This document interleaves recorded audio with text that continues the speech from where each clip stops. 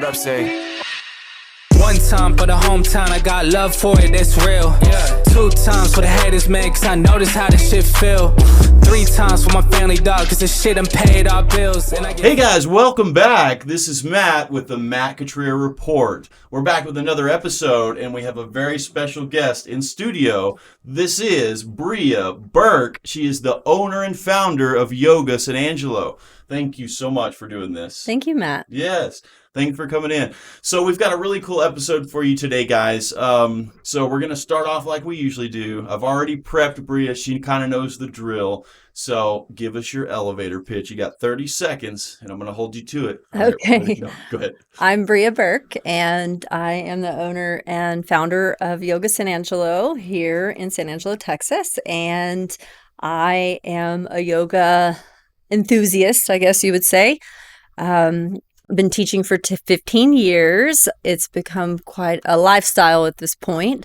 That doesn't mean perfection. That's true. But it's a passion of mine. The thing that draws me to it the most is, the mind, body, emotion, mental, physical, spiritual, all of the elements of being human is what we incorporate into the practice. It's not just physical, it's not just emotional, it's not just spiritual, it's all of it. And so we look at all the different layers and aspects of life, and it just is a helpful tool to be able to navigate the human experience, on all levels. So that's really what has drawn me to it, is just learning how to balance and accept and react and detach to life experiences or situations or feelings or emotions. Yeah. And so, and not to mention the physical practice is highly beneficial for, managing the nervous system ultimately, like balancing how you react to the external world. Of course, it builds strength and flexibility and all those things on a physical level as well.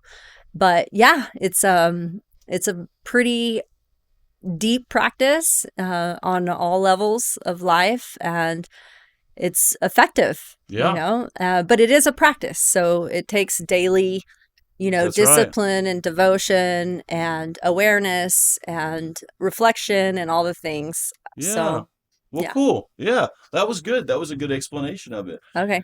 So we're going to get into this, guys. Got a lot of questions. We got a good one for you. But right now, the Matt Cutrer Report is brought to you by the following sponsor. So take a look, and we'll be right back. Whether you're looking to buy or sell, Holscher Ranch Group has you covered. With a dedicated team and a passion for Texas land, we're here to guide you every step of the way. Visit HolscherRanchGroup.com or call 325-899-1403 to get started. Holscher Ranch Group, making land ownership dreams come true 1 acre at a time. All right, guys, welcome back. Okay, so you heard it from Brea. She is a yoga enthusiast, yoga teacher, been doing it for a long time, 15 years. Mm-hmm. So tell us first, I just want to start with sort of your background. Where did you grow up? Are you a Texas girl? Tell us where you grew up and kind of what your childhood was like. Start with that. Okay. Yeah. I mean, I'm from here, more or less. I went to high school here at Central? In the 90s at Central. Yeah. Okay. I graduated in 96, so it's a while back. So, I mean, I'm a Texas girl for sure. Born and bred. Yeah. I've traveled a lot, though. Ooh. So when I graduated high school, I moved off to the Austin or San Marcos, and I lived there. Too. Oh, yeah? We'll talk about that. Yeah, cool. Okay, yeah, great place. Yeah. And I lived there for a while and traveled in and out. And I mean, I've been an adventurer and an explorer and a seeker pretty much my whole entire life, and it's taken me a lot of different places and put me in a lot of different experiences that have brought me diverse wisdom. And that's would you consider yourself a free spirit? Probably, yes. Yeah. I've heard that are you the before. type of person, so do you have this like longing for travel and adventure all the time? Yes. Yeah, right? Yeah. Like you want to be going and exploring and meeting people and having these experiences, yeah? Very much What so. month were you born in? January January what? 20. I'm 12th. Cool. So you're a Okay, yeah. Capricorn? I'm on No, the you're not. date You're cusp Aquarius. of Aquarius. Yeah. Yeah. Interesting. Mhm. So what was childhood like? It was good. I mean, you had a pretty good, did you have both parents involved in all that? And, Yeah, I had a fine childhood. You know, I was supported in the ways that were available. yeah, But yeah, there adversity and challenges in life with any kind of, you know, for upbringing. sure. So yes, both of my parents were Oh, involved that's cool. for Yeah. the most part. Yeah. And yeah, I had a great childhood and I have a good family and I have Nice. good roots. Of course, there's been things that have molded me Absolutely right. emotionally and mentally that come from early childhood that probably Like all of drove us. me to the yoga. Oh, yeah. Yeah. I mean, Whoa, interesting. well, yeah, because I mean, I call myself a spiritual being living a human experience. And Nice. that's, I Aren't we think I've all, right? been that, yeah, my whole life. And Yeah. so, um, yeah, I mean, my dad was a wild person. Wait, in And what way? What do you mean? oh, I don't know if we want to go down that road. I mean, you don't have to get into, Um, like, but just generally, like he was, yeah, he was just a partier, you yeah, know. okay. So, like, I was exposed to a lot at a young age Sure. that may have kind of disassociated me from the mold Yeah. or reality. And Mhm. so I create my own fantasies, and then, you know, instead of them just being fantasy, I make them reality. And so I've Yeah. done a lot of really cool, wild things in life that have That's really made me cool. who I am. And Yeah. I'm pretty courageous and take Are you? risks. And Yeah? yeah. Like, as far as, are you an adrenaline junkie too? Like, are you scared of jumping off bridges and skydiving and that kind of deal? You know, when I was younger, I was thrilled for that. I mean, I was a thrill seeker Yeah. like that. But at my age now, I'm not really an adrenaline Yeah, junkie. okay. I would rather just chill. But Yeah. I do very much enjoy like diversity and I do culture too. and, Yes, you right? know, different environments and Yeah. nature and all of those things, you know. Yeah. So that's pretty cool. I'm the same exact way with that. So when you moved to you left San Angelo and you moved to San Marcos after high school, you said? Yes. Okay. Did you so what I did, I graduated in 04 from Central, Hmm. and I was torn. And, I've never really spoken about this, but I think it's kind of, for whatever reason, I feel like it's relevant right now. I remember I had this dream that I was sort of embarrassed about. I was an athlete and I played sports, and all my buddies were going off to college at Texas Tech and University of Texas and all these places, and I couldn't get in. I tried to get into Texas State, and so I was going to have to either go to Austin Community College and go that route and get into either UT or Texas State, or I could pursue this dream that I had, which was I love performing. I wanted to get into acting and to producing and anything to do with TV, film, that kind of deal. Hmm. And it's kind of something I kept to myself. But I remember my dad and we went to Dallas and we went to this studio. It's called the KD Actor Studio. And we did a tour of it. And man, it was so cool because they had every kind of area you can think about. You could, study acting or directing, or they had voiceover work. And I remember I finally made the decision. I was in between going to ACC in Austin or doing that. And ultimately I decided to go the route, the safer route, and I always think about what if I had gone the other route and pursued something that I really loved and kind of followed my heart, and so that's one thing I'll always think about, always wonder what that path would have led me to, but everything happens for a reason. So that's what took me initially to the Hill Country. So I went to ACC, then I got into a fraternity, and I was doing really well at ACC, and then my grades kind of suffered. So I was going to go to UT, but then I ended up not making the grades. So I ended up going to Texas State University. So is that what brought you to the Hill Country? Was Texas State, or was it a different reason? No, I didn't follow the conventional path. Yeah. What'd you do? I moved to San Marcos just to get out of San Angelo. Yeah, okay, I because feel you. I was ready to do Same here. something different. And I met some friends that were also free spirits, and we were young, 18, 19 years old, and just had a good time. And they were a lot of travelers, Nice. So I recognized and realized that I could travel myself. And I was kind of like going into the trend of like the travel kind of hippy dippy scene. Yeah. And so instead of going to college, I bought a 1972 Volkswagen van. Sick. And you did not. Yeah, That's I sick. did. My mom bought it for me. Yeah. And then I went in that van. I got in the van and drove out to, I went to Colorado for a few months. And then you love it there? I did. It was nice. I want to go there so bad for some reason. I don't know why. Oh, you haven't been? No, never been. Colorado's great. God, yeah. I want to go so bad. Yeah, you definitely should go to Colorado and California. Yeah. So I went out to Colorado, then up the West Coast, all the way up to Seattle. And I was gone living out of my van for like a year. A year? Yeah. What was that like? Were you by yourself? Well, I had a travel partner for a while, and I had a dog.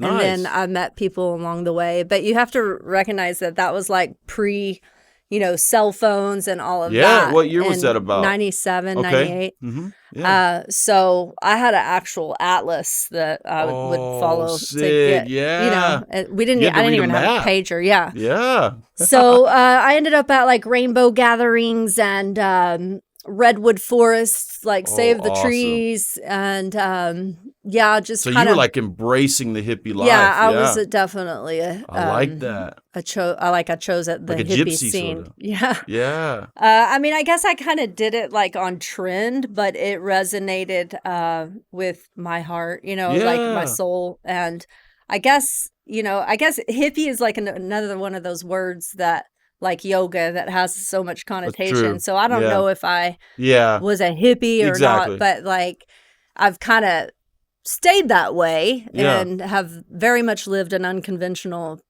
life. I like that. And I did not but the know grass is always greener, because now that I chose the risky, like, alternative path, it's like, oh, well, what if I would have gone to, college right? and become a professional? See, I knew it'd be relevant. So you're sitting there thinking the opposite, right? Yeah. So, because the grass is always greener, right? That's great. Yeah. More or less. What were tell me one of the like most memorable experiences throughout that year or whatever. Like, is there something you can tell me about, like something that happened, some party or something that happened, Yeah. I mean, I was opened up to a whole other level of life and was introduced to more of like the energetics, which I consider part of like a spiritual element. And so I recognized during that time that there was much more beyond the physical. And I didn't really know what I was being opened up to, but I was definitely intrigued and interested, and it set the way for me to continue the path that I'm still on today and discovering, what's beyond this physical reality that we all perceive with the eyes, And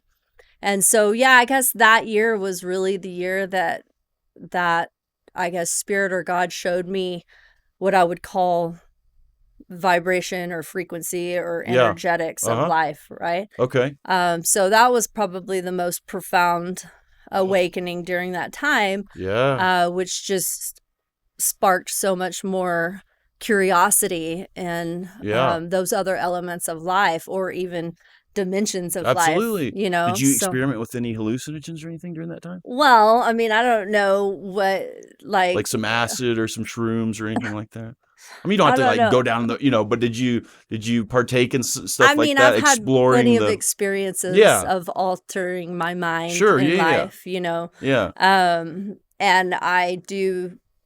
I probably would say that some of those experiences helped awaken me to other elements of life. I mean, I don't condone, drug or alcohol use at all in life, but I mean, being young, there's a draw to the recreational aspect. Just part of your experience. Yeah.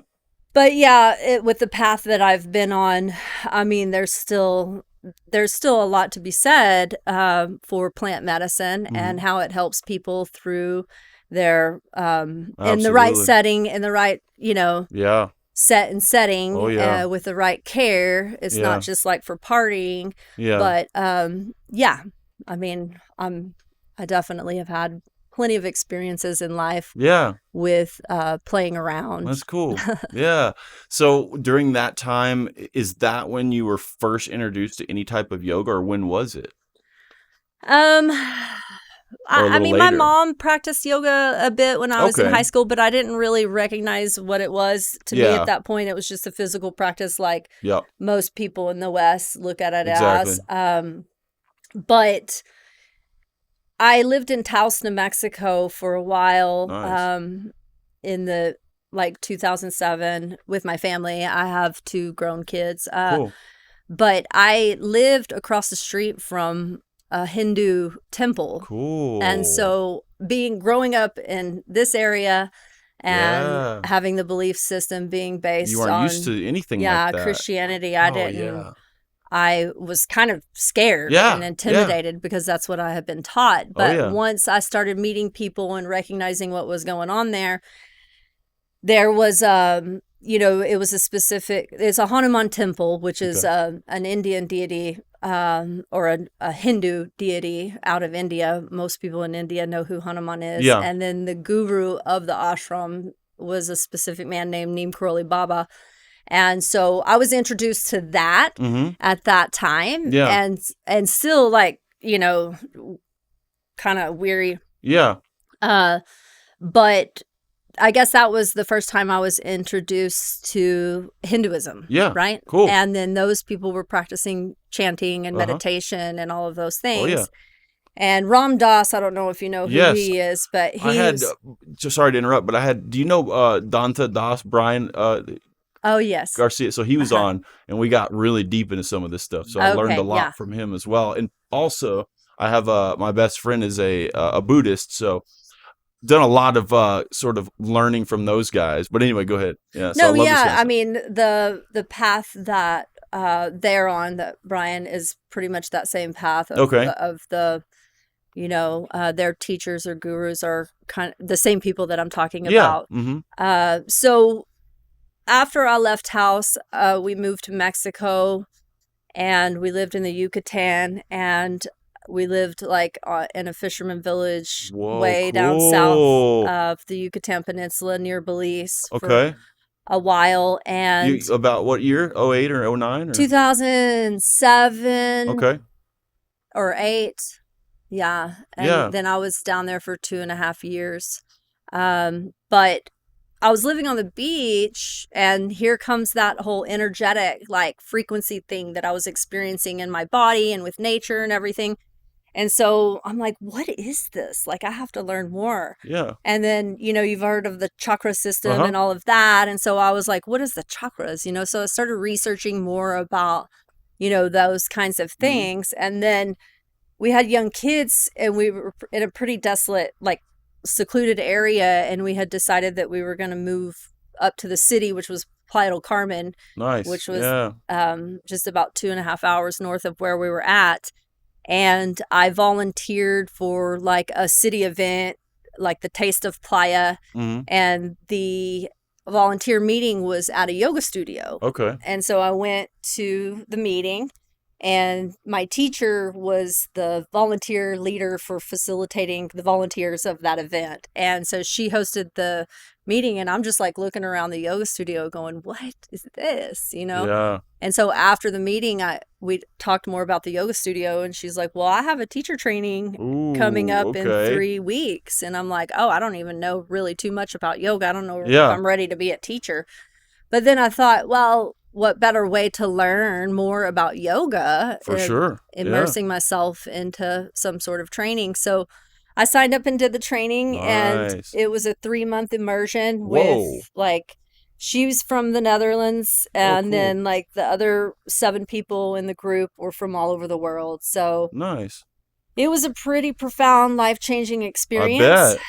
And then when I completed that training, I started teaching down there in Mexico and taught there for a while, and Wow. What style of yoga were you teaching and were you learning? Vinyasa. Oh, vinyasa. Okay, yeah. Or what they would call, it's an Ashtanga variation, or she was a student of Baron Baptiste, which is a power yoga. Okay. But yeah, it's vinyasa yoga. Okay, cool. Yeah.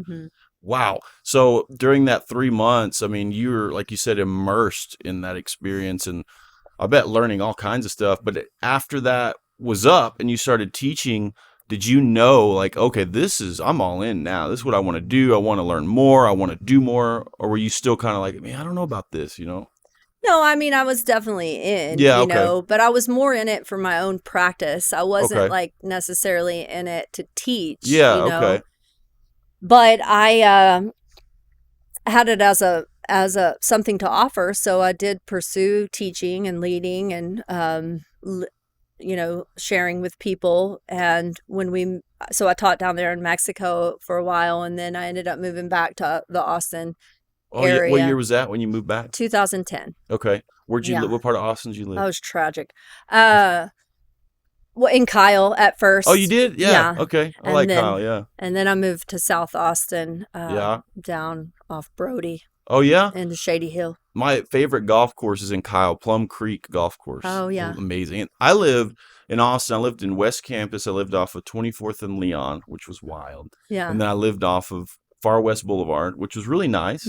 I lived off of in the Arboretum area, Great Hills Trail. And then the last place I lived was off of I-35 in Runberg, where they call it Crackhead Central. It's like crackheads and prostitutes. I mean, it was a bad area, and it was. I had a bicycle, and I had 2 jobs. I was a waiter at Applebee's, and I worked the front desk at Extended Stay Deluxe, and it was quite the experience. But and that was my last bout of Austin when I lived in Austin. But I loved Austin, and it this was 12, 13, I don't know, 14 years ago. And even then, it was evolving fast. Like, it was growing fast, rapidly and changing. But what I loved about Austin is kind of how you were explaining, leaving San Angelo and sort of a very conservative city where it's, the mindset's pretty, you don't see a lot of different cultures. You don't see a lot of different religions. You know what I mean? And not everybody, unfortunately, is open-minded either, So when I moved to Austin, in this very liberal city, it was like being blasted in the face with all of these, different experiences, like experiencing different cultures and people and ideas and religions. And I was just like taken back, but I loved it, I was like soaking it up. But now, I don't know if you've been to Austin lately, but it's the way it's changing. I mean, I guess it's from the influx of people coming from California and wherever else, but it's just different now. Yeah. But so when you were there, where you lived South Austin, and so what were you doing at that time in your life? You started teaching somewhere? I was teaching yoga, and then I was working in the event and catering industry as well. What got you into that real cool? Like, what was... Well, I needed to figure out a way to make money. Yeah. And so, that was the best paying job, was to go into like working for event companies and for sure, okay, doing shows and stuff. I mean, South by Southwest, ACL, all of that stuff. So I did that for about 4 years. Wow, yeah. So were you there for about 4 years in Austin? Yeah. And then I moved back here to San Angelo in 2014. 14. I moved back in, I think it was 11. I think it was 2011.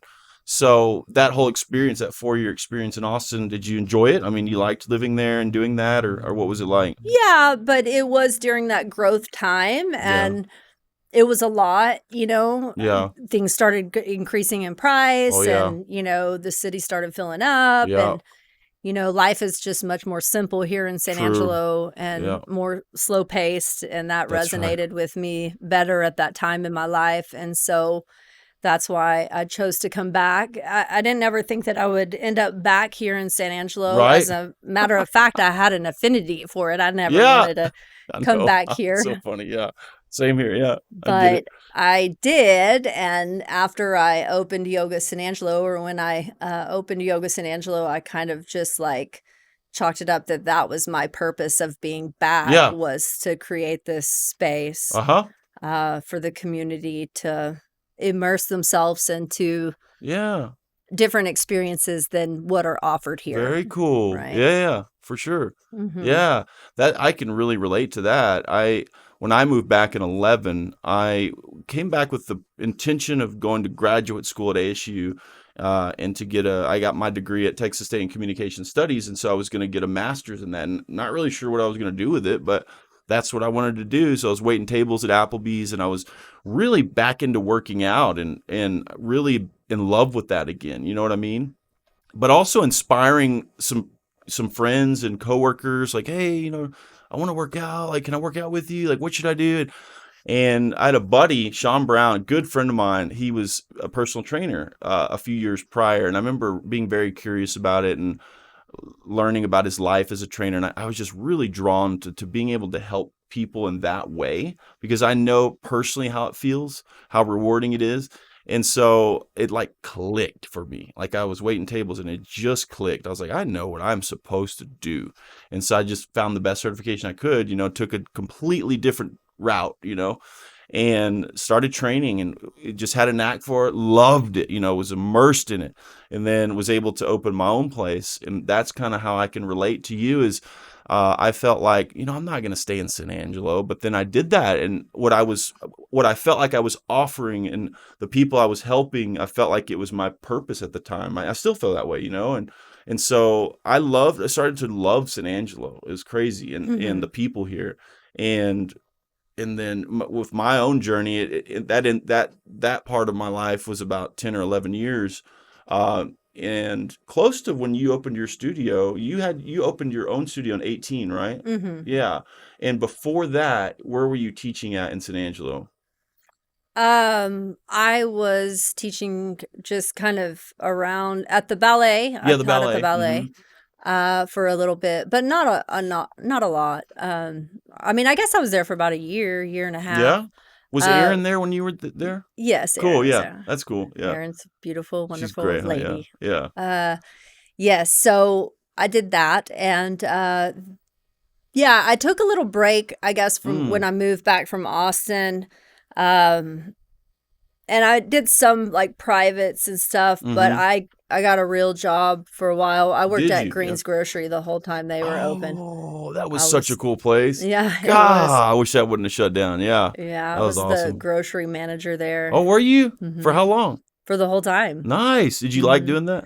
I did. I bet that was cool. You know, it wasn't a bad job. Yeah. I enjoyed it. I enjoyed the people, and it was a cool environment. Yeah. I wish they would have stuck it out and kept going. It was a cool place. So many people love that place, but it's one of those deals in San Angelo. We can't support places like that, unfortunately. It's because I always tell people we're behind about 10 years, I feel like. Now it probably would go on. Yeah, exactly. Yeah. So it's like people, Chickenbacher, for example, we'd rather have another chicken place, Right. But like you said, it is evolving now, and I think it probably would survive now. Mm-hmm. And so you opened your own studio, Yoga San Angelo, in 2018. And so tell us about that. What was that experience like? Was it exciting? I'm sure. Was it hard for you to get the funding and all your ducks in a row? How did that come about? Give us a little purview. Well, it actually unfolded pretty easily. Yeah. I mean, I put in a lot of work, and yes, it was very exciting. Yeah. And, I bought the building that we're in. Oh, did you really? Yeah. Good for you. Smart move. Yeah. And so I was able to go in and reconstruct and make it what I wanted it. And I pretty much did that. I mean, of course, I hired some work to be done, but I worked my butt off to build the inside of that space and put a lot of love and energy into it, and intention that was beyond me. I mean, I really feel like in life, I've more like a vessel or a conduit of, spirit energy that just takes me where I need to go to do the things that I need to do. Right. To serve others and at the best of my ability. Yeah. That doesn't always look like rainbows and butterflies. Right. And everybody knows that. Yeah, I get it. Yeah. But, anyways, yes, it was a very exciting process. And, that was like September of 2018. So I held it down on my own until the beginning of 2019. And then I had a bunch of other people come in and start teaching as well. And did they come to you or did you reach out? Well, I reached out to them, other yoga teachers in town. Yeah. And so back to my point of like, the whole time I was building that space, I felt like it was something beyond me. Nice. That was allowing me to be there in the physical to facilitate it. Yeah. But all of it has been beyond me. That's cool.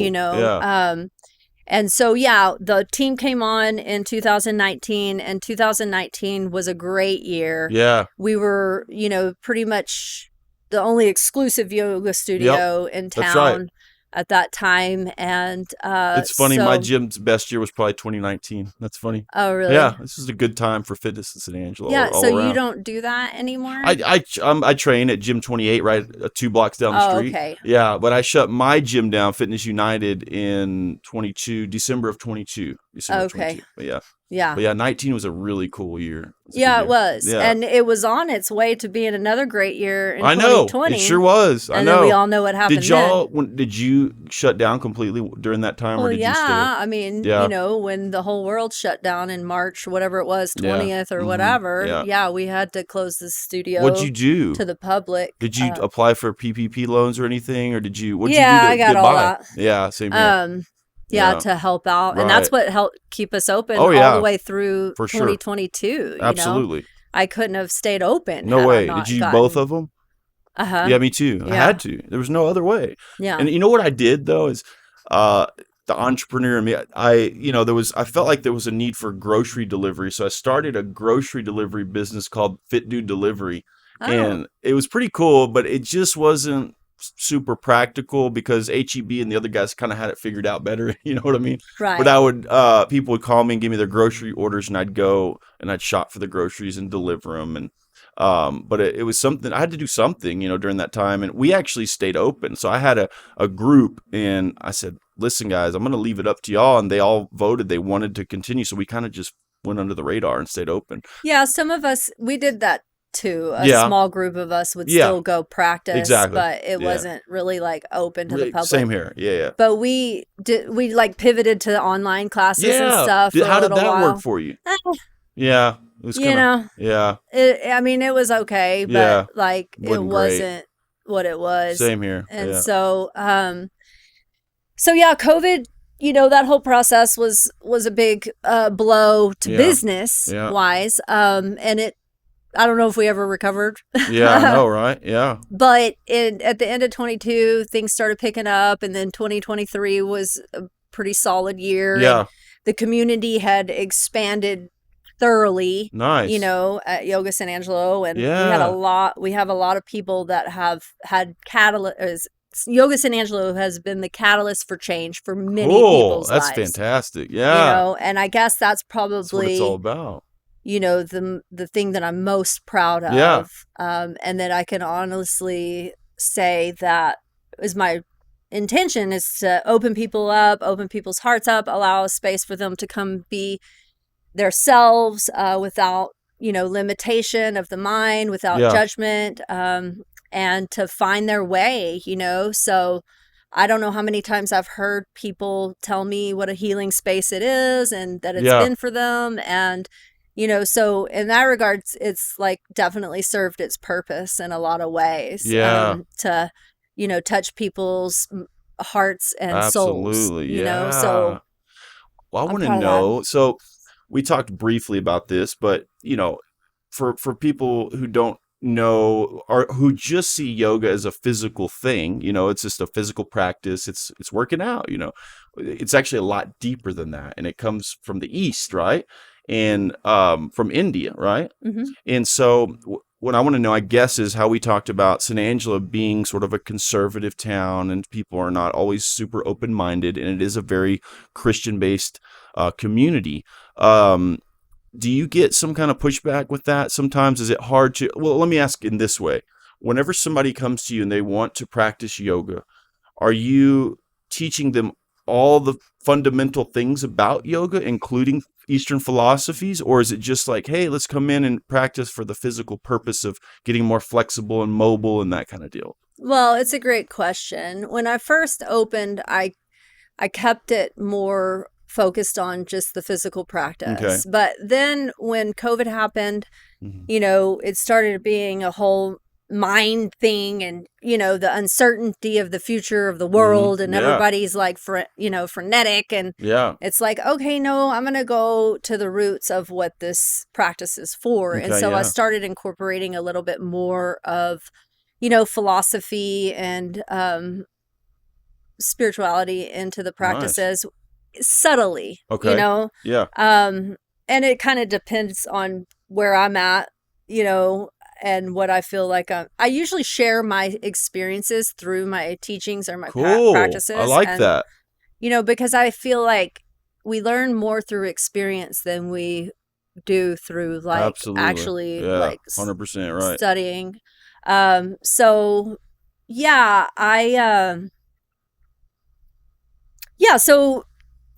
when people come in and have asked me, well, I'm Catholic or I'm Christian, and is it okay for me to practice yoga?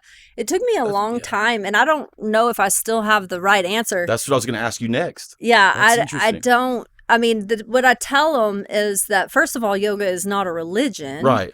It's just a philosophy, a tool that focuses on the elements of life, which are physical, mental, emotional, spiritual, energetic aspects of life. And when I say energetic, I'm talking about vibration, frequency, electricity. I mean, according to quantum physics, everything is made of light and vibration. Right. So whether people want to believe in energy or not, we're all it's real. Energy, it's measurable.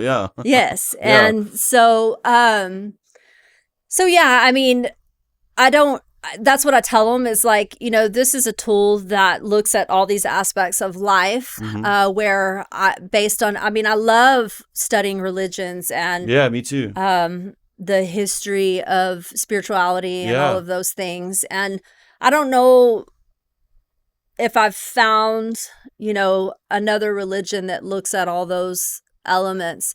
And I say another religion, but I just said yoga's not a religion. Yeah. I know what you mean. But, another practice, another spiritual practice that incorporates all those elements. I mean, of course, in Buddhism, they have you look at these things as well, but Buddhism actually comes from yoga philosophy. Right, yeah. The yoga philosophy comes from these ancient texts that are called the Vedas. Okay. And the Vedas were, received by these spiritual beings through meditation and through being connected with source. Yeah. And so through these teachings, through time, they were translated or passed down verbally. And then through time, they were started being written out into literature and turned into different philosophies, and then branched off into different religions. And so Buddhism actually comes from the Vedic teachings.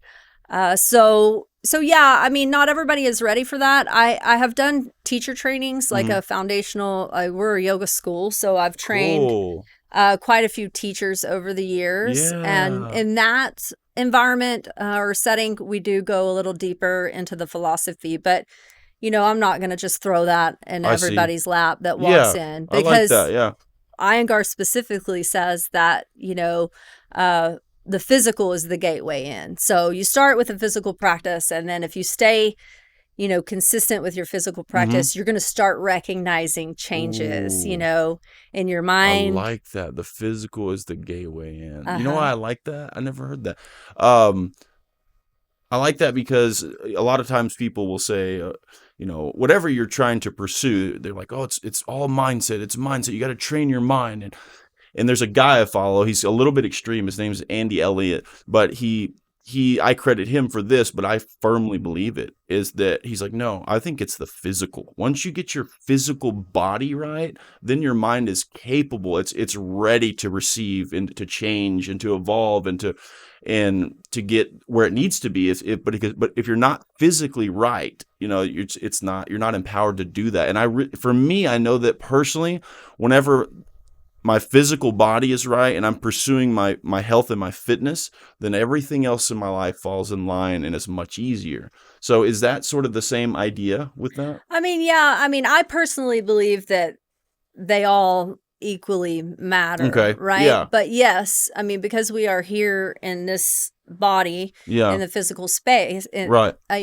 Place, that the vessel does need to be clean, and that supports the mental clarity. Yeah. Mm-hmm. I mean, we could just go to food alone. Like if you're consuming a ton of sugar, you're going to be, your body, your physiology is going to be reacting to that on a regular basis, which is going to throw your thoughts off, the activity of the mind off. That's right. So if you eat clean, then you're likely to have a clear mind. Yeah.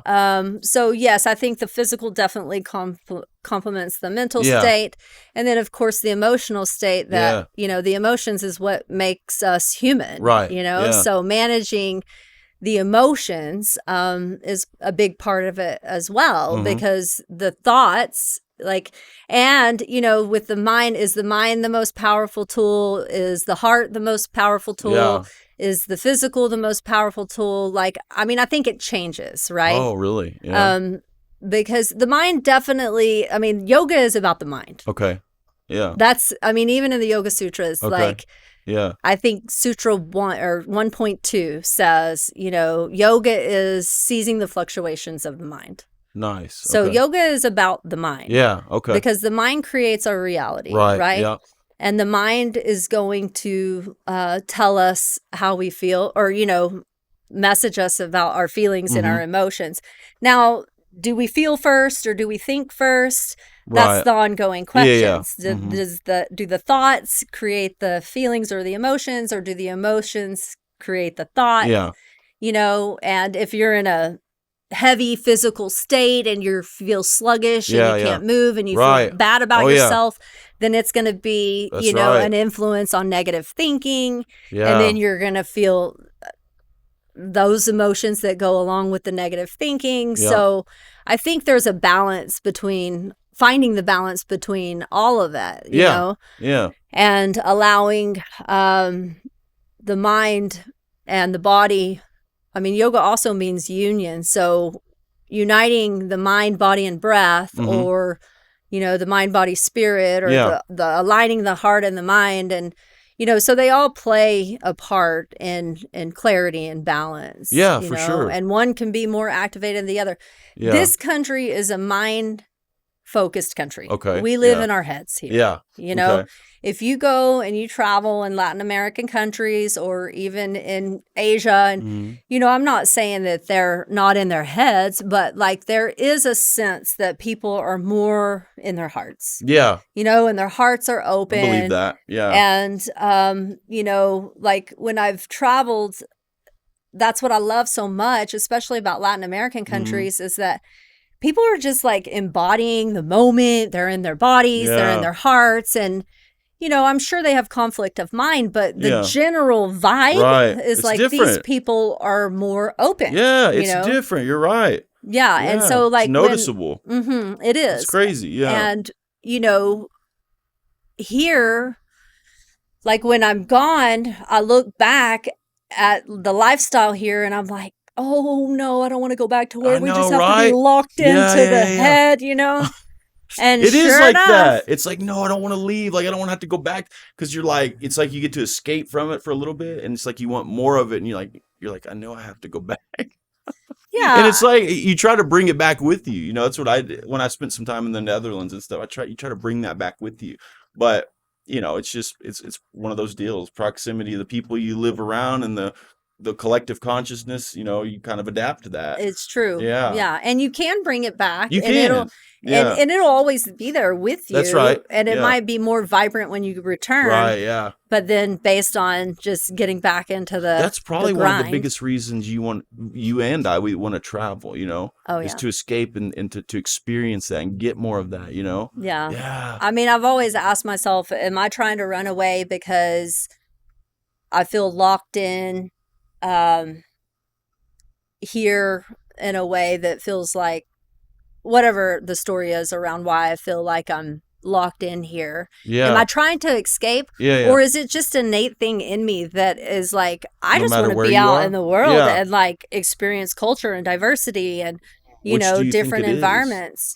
I mean, I've come to the conclusion that I prefer to think that it's because I just like to be transient Yeah. and I like to be around different environments and atmospheres and cultures and people, and Right. I love For sure. change. Yeah, I do too. A lot of people don't like change. Most people don't. Yeah. Yeah, Mhm. but I have to always have change. I like it too. Yeah. And so crazy. I like putting myself in places where, I'm making new Same here. connections Yes. and, learning different ways of life. Would you, if you had the opportunity, would you go to, let's say, like somewhere in South America or like a remote village in Africa and spend like 6 months with the village, not knowing their language, not having to adapt and eat their food and learn their way of life? Would you do that? Just like pick up and do that if you had the opportunity? Yeah, I would go to India. You would? I would go to India or Thailand or Colombia. I spent 2.5 months in Colombia in 22. So you have done that. What'd you do there?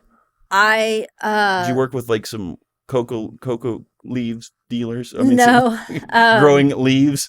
No, I'm but just joking. they have that available. They have that available. What'd you do there though? Seriously? I actually, a friend of mine that I met through the studio is from there, and she had moved back down there, and I hadn't seen her in a year, and I told her I was going to come see her. Yeah. And so I went down there and like was able That's to cool. go into her family, the Colombian were you family. really? What was and that like? Amazing. You liked it? Colombians are incredible.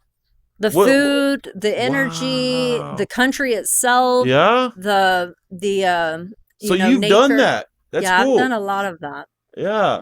I was pretty just in cool. Costa Rica for 7 weeks at the beginning of this And year. I've never been to Costa Rica either. And I have a bunch of friends who always rave about it. You like Costa Rica? That's a big I yoga like Costa hotspot. Rica. I like Costa Rica, but I mean, I like Colombia better. Really? Yeah. You could live there, you think? I mean, probably for a little bit. Yeah. 6 months, a year, maybe a couple years. But like I said, anywhere I go, if I'm there for 5 or 10 years, I'm probably going to want to go somewhere else. Right. So what about this? I always ask people this too. Not always, but if an alien spacecraft landed like in a field and they were like, hey, listen, Brea, like we want to take you with us and we want to show you different galaxies and show you kind of how the universe works, and we're going to take you on this whole experience, but you can't tell anybody, you can't tell your family where you're going, but we will drop you off in 6 months. Would you do it? Like, would you go with them? That's hilarious. And you know nothing good about question. I mean, like you're going to get if to I felt safe learn about it, if I didn't feel universe. like they were like the abduction aliens that Yeah, were they going were, to like, take pretty me and tear benevolent. me apart. Yeah. Like if they felt comfortable and they safe, felt comfortable. Yeah. then I I know would what be you like, mean. all right, yeah, let's Yeah. go. But if I felt like they were going to I'll tell hurt you, me. you're probably one of the only people that have ever said yes to that question. So I always Of say that I course. would do it. Most people are, it's an immediate no, and it's like, oh, and I get it. It's because for me now it's a little different with the sun, but like before I was like, of course I'm going to learn about the universe. Like I'm going to learn the things that no one ever is going to get to learn about. You know what I mean? What an experience that is. Like you're never going to get to have that again. But most people immediately say no because they're like, oh, my kids, and I'd have to tell my family, and so that's interesting that you would Attachment. You would do it. Yeah. Everybody's attached to what they have that makes them feel secure, safe, Well, so stable, connected. You say attachment. So is one of the practices to try to detach? Like so that's ultimately a good thing, to detach. Yeah. Even from like emotional connections you have with family and friends and people like that? Yeah, I mean, there's a difference between detachment and disassociation, right? So like detachment is where kind of like you're unaffected by, like where you don't really need, the practice is to find contentment and peace within yourself. Okay. But before you go out and, well, not before, most of us seek outside of ourselves. Yeah. You know, for not only pleasure, but like fulfillment and connection. And there's an innate part of us that needs that. Okay. I mean, we have to have connection with others to survive. Yeah. So there is a valid need for connection with the external that helps support us in our own paths, for sure. Yeah. Right? But yeah, the attachment to, you know, people, places, things, can cause suffering. Yeah. You know, attachment causes, they call it in Buddhism. Dukkha, yes. Suffering. There you go. Dang. And so, yeah, those things when we seek outside of ourselves to validate or, to validate our well-being or our happiness, then a lot of times we're setting ourselves up for disappointment, failure, or not failure, but like suffering. Yeah, exactly. Suffering, Which suffering is also part of the human experience. Right. Which what is suffering? Right. It's an emotional experience. Yeah. You know, so like detaching from emotional reaction to a situation, thought, feeling, emotion, or experience is part of the practice for sure. Yeah. Okay. So at your studio, how many different forms of yoga do you offer? You guys do vinyasa, you do Iyengar. What else do you do? We have yin yoga. So basically we do the vinyasa based, which is a flow. Yeah. And then we have a gentler version, which is what we call gentle yoga, okay. That is for everyone. Yeah. And then the Iyengar is Iyengar more of corrective type exercise type yoga? It's alignment focused and precision, and it's set up to make the poses available by using props, like accessible to everyone. Okay. In one way or the other. So it's definitely a very educating practice. Yeah. Okay. Cool. And then the yin yoga is like a down regulating practice that helps people down regulate the nervous system. Oh, that's interesting. And release tension, tightness, stress. Do y'all do any meditation? Yeah, I mean, we do floating meditations. I've played with meditation, offering meditation classes before, but it never like stuck as a consistent offering. But I mean, at the end of every class, the purpose of the physical practice is to get to a point to where you can withdraw from the external world, withdraw from the senses, the sensory stimulation, and then be able to direct your attention to object of focus, which you can choose, but in the philosophy ultimately is source or God. Okay, yeah. And be able to direct the attention, the mind. So that's the mind practice, is being able to find concentration and direct it to the object of focus. And once you are able to sustain that concentration on object of focus, then you evolve into a state of meditation. Nice. Other ways of looking at meditation are, just observing your thoughts. Right. Because the mind can't think about nothing. Right, exactly. So that's why they give it the object of focus.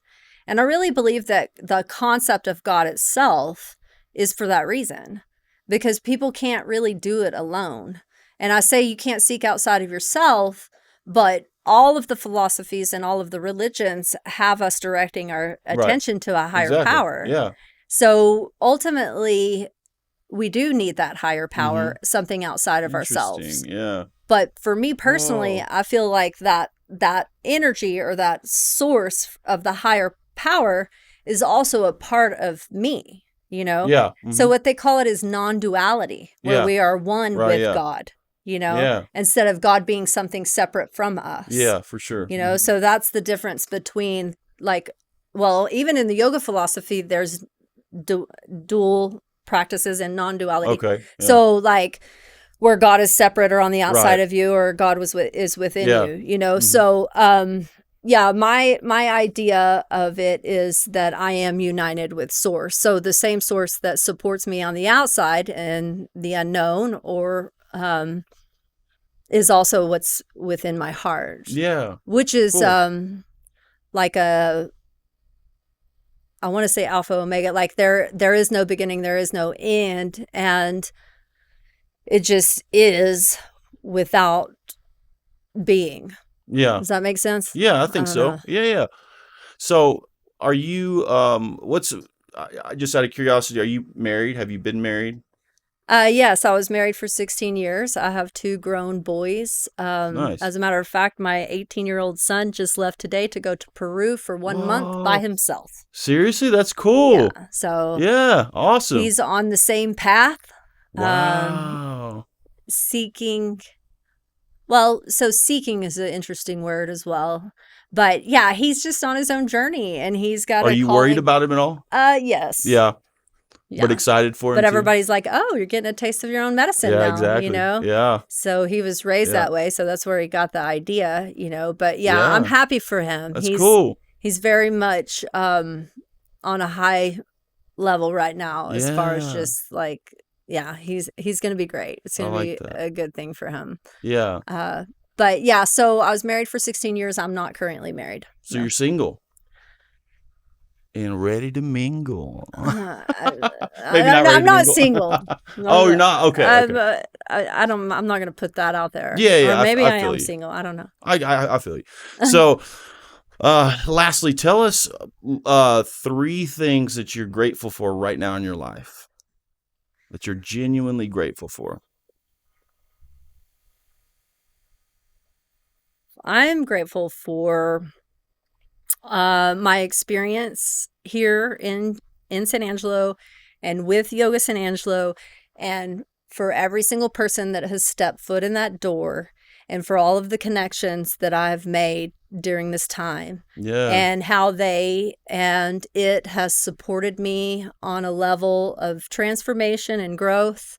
And it and in all of its forms, you know. So Yeah. I'm grateful for Yoga San Angelo and the people that have been involved very much. I'm also Absolutely. grateful for my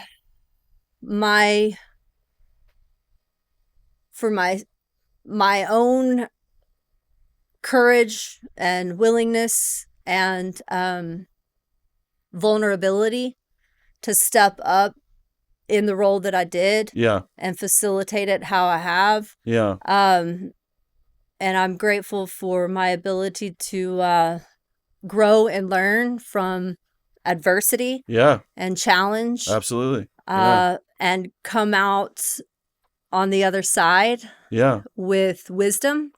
Even though that sometimes doesn't feel good during the process. That's right. And again, I'm grateful for all the people that have supported me, my family and loved ones who have supported me through my whole entire life and through the journey here in San Angelo. And I am grateful for love itself, because I have a wide open heart and I wear my emotions right here. Yeah. And my true, like, deep-hearted, like, reason for being here is to love, you know? Yeah, absolutely. I feel like that's what we're all here. Yeah. And to love beyond limitation. Those are fantastic. They really are. So, last question. What makes you happy? What makes you genuinely the most happy? I mean, traveling makes me happy. Yeah. You know, being in different places. But maybe that's just because I'm drawn to change in different environments, because it stimulates me in ways that allows me to detach from my mental concepts or structures about whatever struggles I'm dealing with in life. That's a good way of putting it. Yeah. But I really do enjoy traveling. But you know what? I have to say that I make myself happy because that's the only way. Yeah. You know? So I've been through a long process of finding that within. And I'm not saying I'm there, but I'm at a point in my life to where I recognize my own value and what I have to offer. And I'm proud of it, you know, and, you know, I am fiery. I do have an assertive and maybe even so-called aggressive side. Yeah. That could be a catalyst for shame or whatever. But, you know, like I am who I am. And a lot of people love me for who I am. A lot of people don't love me for who I am. That's all you can do. Yeah. But I make myself happy. That's good. Cool. Yeah. Very nice. And so after seeking it outside through all through everything else there is, all right? Of it, yeah. So lastly, what would you tell people in San Angelo who are thinking about doing yoga, thinking about coming to Yoga San Angelo, who are on the fence kind of, what would you say to them? I would say don't be intimidated, number one. Okay. Because I know that it is very intimidating to go into a public place and make yourself vulnerable when you question yourself about your physical ability, your flexibility, like whether you can or can't do it, what people are going to think, you know, and that the place that I've created is a welcoming environment for everyone in all of their forms. So you can show up in wherever you're at and you can come into that space and explore, you know, what it is that you're looking for in whatever way. Does that answer the question? Oh, it's great. Yeah. Tell me the question again. What would you say to people who are on the fence? Like, hey, I've been wanting to try yoga. And so, you know, our gentle yoga classes are open for everyone. And we have enough experienced teachers that if somebody is brand new to yoga, then we will make sure that they're taken care of. Yeah, y'all do have some great instructors. Y'all really do. Yeah, Best and in town, to modify and make it accessible for them. One thing I want to touch on real quick, if we have one more moment. Today I announced that I changed the yoga studio to a donation-based operation. Okay, awesome. And so that means that everybody is invited. Money, like without financial constraints. Now I do have set pricing that has, you know, like you can pay $10 for a class. Okay. You can pay $15 for a class or $20. You can still have your monthly membership. Yeah. You can still buy 1 month or a class pack, but it's all kind of donation based. Okay. So if you say you want to come in and, you know, you want to be a member, but you don't want to pay the full price, then you tell me what you pay. Wow. And then you can come because we want people to be able to, I mean, I just want more people coming in the door. Yeah, I get that. And I think people are intimidated either by what they think yoga is or what their ability is. Right. And then there's a financial, I mean, I know there's a lot of young people that want to practice yoga that just don't have the funds. Yeah. So I just want everybody to know that they're invited in wherever they're at. And I love that. Yeah. Well, cool. All right, guys, you heard it. That was fantastic. Thank you so much for doing this. Thank you, Matt. This was Brea Burke with Yoga San Angelo. Thank you again, guys. This has been the Matt Cutrer Report. Remember, if you'd like to sponsor the Matt Cutrer Report podcast or anything that we do, please let us know. We'd love to have you be a part of what we're doing. Thanks. Take care. We'll see you next time. From a year ago with no deals, did it all.